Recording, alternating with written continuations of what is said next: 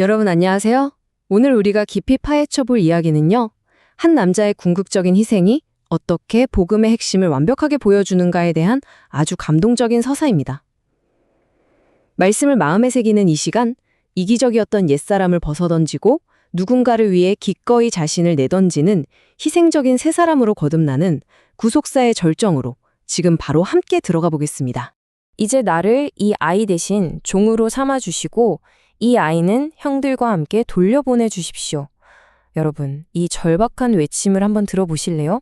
우리는 지금 누군가의 생사가 걸린 절체절명의 위기, 그 클라이맥스 한가운데로 곧바로 뚝 떨어진 겁니다. 이 외침은 단순한 변명이나 핑계가 아니에요. 이집트의 막강한 총리 발치에 납작 엎드려서 자기 목숨을 담보로 내어놓는 굶주림과 죄책감의 끝에서 터져나온 한 인간의 절규인 거죠. 대체 이들에게 무슨 일이 있었던 걸까요? 자, 상황을 아주 빠르게 한번 짚고 넘어가 보겠습니다. 수년째 이어진 끔찍한 대기근 속에서 야곱의 가문은 말 그대로 굶어 죽을 위기에 처했습니다. 양식을 구하려고 이집트까지 갔는데 그곳의 총리였던 요셉이 형들의 진정한 회개를 확인하려고 막내 베냐민의 곡식 자루에 은잔을 몰래 숨겨놓은 거예요. 꼼짝없이 범인으로 몰린 베냐민은 이제 평생 이집트의 노예로 살아야 하는 엄청난 상황에 부닥친 거죠. 가족 전체가 낭떠러지 끝에 서 있는 정말 숨막히는 순간입니다. 여기서 감정적인 긴장감은 진짜 최고조에 달합니다. 왜냐하면요, 이게 단순히 막내 동생 베냐민 한 명을 노예 상태에서 구출해내냐 마냐의 문제가 아니거든요. 생각해보세요. 사랑하는 아내 라헬이 남긴 마지막 아들마저 잃게 된다면 늙고 병든 아버지 야곱은 그 견딜 수 없는 슬픔 속에서 바로 죽음을 맞이하게 될 게 뻔했습니다. 완전히 무너져 내린 아버지를 살려야만 하는 그야말로 영적이고 육적인 사활이 걸린 진짜 궁극적인 위기였던 겁니다. 첫 번째 주제입니다. 극적인 변화. 이기심을 부수는 공감. 이토록 절망적인 상황에서 가족을 구하기 위해 앞으로 뚜벅뚜벅 걸어 나온 한 사람, 유다우의 놀라운 변화에 한번 주목해 보시죠. 여기서 우리가 진짜 흥미롭게 봐야 할 포인트는 과거와 현재의 극명한 대비입니다. 유다의 과거, 다들 아시잖아요?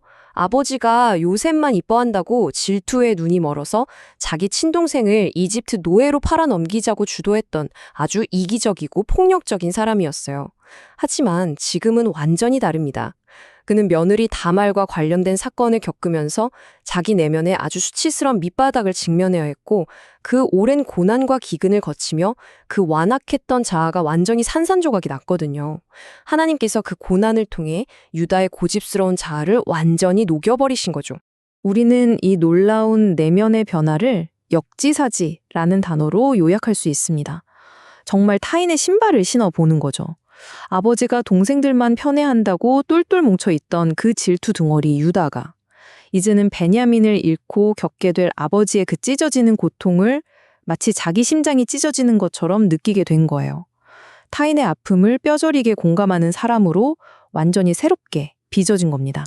진정한 영적 변화라는 게 뭘까요? 단순히 겉으로 보이는 행동 몇 개 고치는 게 아니거든요. 내 중심의 이기적인 시선의 틀을 완전히 깨부수고 나와서 나를 불공평하게 대했던 사람들의 슬픔까지도 품어 안는 겁니다. 유다를 보세요. 자기를 차별했던 아버지의 마음마저도 헤아리잖아요. 분열된 공동체의 아픔을 자기 마음 깊은 곳에서 체휼할 수 있는 그런 진짜 심장을 갖게 된 겁니다. 자, 이제 두 번째 주제입니다. 궁극적인 중보자, 십자가의 그림자. 이제 역사적인 이 창세기의 이야기에서 한 걸음 더 깊이 들어가 볼 텐데요. 이 사건이 지니는 어마어마한 신학적 의미로 방향을 한번 전환해 보겠습니다. 여기서 대속이라는 단어는 우리가 반드시 짚고 넘어가야 할 핵심 개념입니다. 유다가 총리 앞에서 제가 저 아이 대신 종으로 남겠습니다라고 간청하잖아요. 사실 자기들은 베냐민만 쑥 버려두고 안전하게 고향으로 도망칠 수 있는 기회가 있었어요. 그럼에도 불구하고 기꺼이 자기가 평생 이집트의 노예로 살겠다는 그 궁극적인 대가를 지불하기로 자처한 겁니다. 스스로 다른 사람을 대신해 대가를 치르는 것. 이게 바로 대속입니다. 도널드 그레이바나우스 박사가 이 장면을 보고 아주 기가 막힌 말을 남겼죠.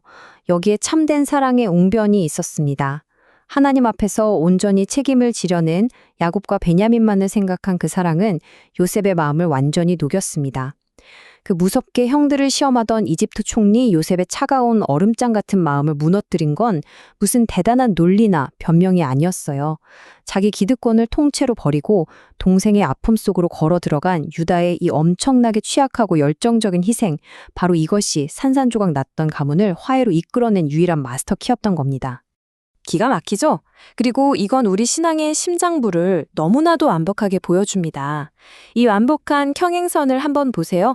유다의 이 대속적인 외침은 훗날 바로 그 유다 지파의 후손으로 오실 예수 그리스도의 십자가 사역을 아주 선명하게 보여주는 그림자, 즉 예표인 거예요. 죄 없으신 예수님께서 하늘 보좌를 버리시고 종의 형체로 오셔서 죄의 노여였던 우리를 대신해 십자가의 저주를 다 받아내셨잖아요. 유다의 모습에서 우리는 구속사의 최고 절정인 그리스도의 실체를 엿볼 수 있는 겁니다. 사실 유다의 이런 모습은 성경 전체를 꿰뚫는 거대한 패턴과도 연결이 돼요. 금송아지 만들어서 멸망할 위기에 처한 이스라엘 백성을 보면서 차라리 내 이름을 생명책에서 지워달라며 막아섰던 모세의 기도 아시죠? 동족을 구원할 수만 있다면 자기가 저주받아도 좋다고 했던 바울도 있고요. 또 도망친 노예 오네시모의 빚을 자기가 대신 갚겠다고 했던 바울의 그 편지까지. 다른 사람을 살리기 위해 기꺼이 자신이 파멸의 자리로 내려가겠다고 자초했던 희생적 중보자들의 발자취가 성경 곳곳에 아주 뚜렷하게 새겨져 있습니다. 세 번째 주제, 오늘날 희생적인 중보자로 살아가기입니다. 자, 그렇다면 이 고대의 엄청나고 우주적인 진리가 지금 당장 오늘을 살아가는 우리의 일상과는 대체 무슨 상관이냐? 이걸 좀 고민해봐야겠죠. C.S. 루이스가 남긴 아주 뼈 때리는 문장이 하나 있는데요. 사랑한다는 것은 상처받기 쉬운 상태가 되는 것이다. 사랑은 안전을 포기하고 상대방의 아픔 속으로 걸어 들어가는 모험이다. 맞습니다. 진짜 사랑은요, 절대 내 맘 편하고 안전한 게 아니에요. 사랑은 언제나 나의 안전지대를 과감하게 벗어나서 내가 누리는 특권이나 기득권을 쿨하게 포기할 것을 요구하거든요. 유다가 그랬던 것처럼 말이죠. 그럼 우리는 일상에서 어떻게 이 은혜의 통로가 될 수 있을까요? 아주 구체적인 세 단계를 한번 생각해 보죠. 첫째, 가정이나 직장, 교회에서 나 편하자고 다른 사람의 희생을 당연하게 밟고 서 있지는 않은지 스스로를 팩트 체크해 보는 거예요. 둘째, 내가 당연히 누릴 수 있는 자유나 기득권을 기꺼이, 아주 기꺼이 내려놓을 수 있어야 합니다. 그리고 셋째, 누군가 고통받고 억울해하는 바로 그 자리에 내가 대신 서서 그 빈틈을 메워주는 사람이 되는 겁니다. 이게 바로 우리가 진짜 일상에서 살아내야 할 대속의 삶인 거죠.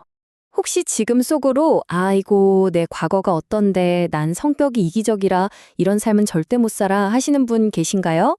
에이, 유다를 한번 보세요. 자기 친동생을 인신매매했던 완전 실패자 유다도 하나님의 은혜로 빚어지니까 위대한 영적 지도자가 되잖아요. 로마서 12장 말씀 기억하시죠? 주님의 십자가 은혜는 매일매일 우리의 마음을 새롭게 해서 우리를 거룩한 산재물로 또 화해의 통로로 얼마든지 변화시킬 수 있습니다. 하나님의 은혜 앞에서는 내 실패한 과거조차도 아주 훌륭한 재료가 되니까요. 자, 이제 여러분의 생각에 작은 돌멩이 하나를 던지면서 오늘 이 시간을 마무리할까 합니다.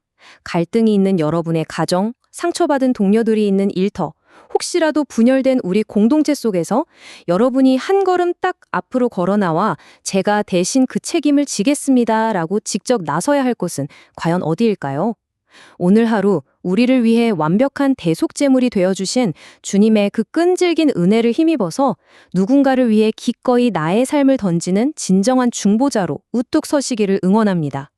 이 질문 꼭 한번 깊이 묵상해 보시길 바라며 오늘 말씀의 나눔은 여기까지 하겠습니다. 들어주셔서 감사합니다.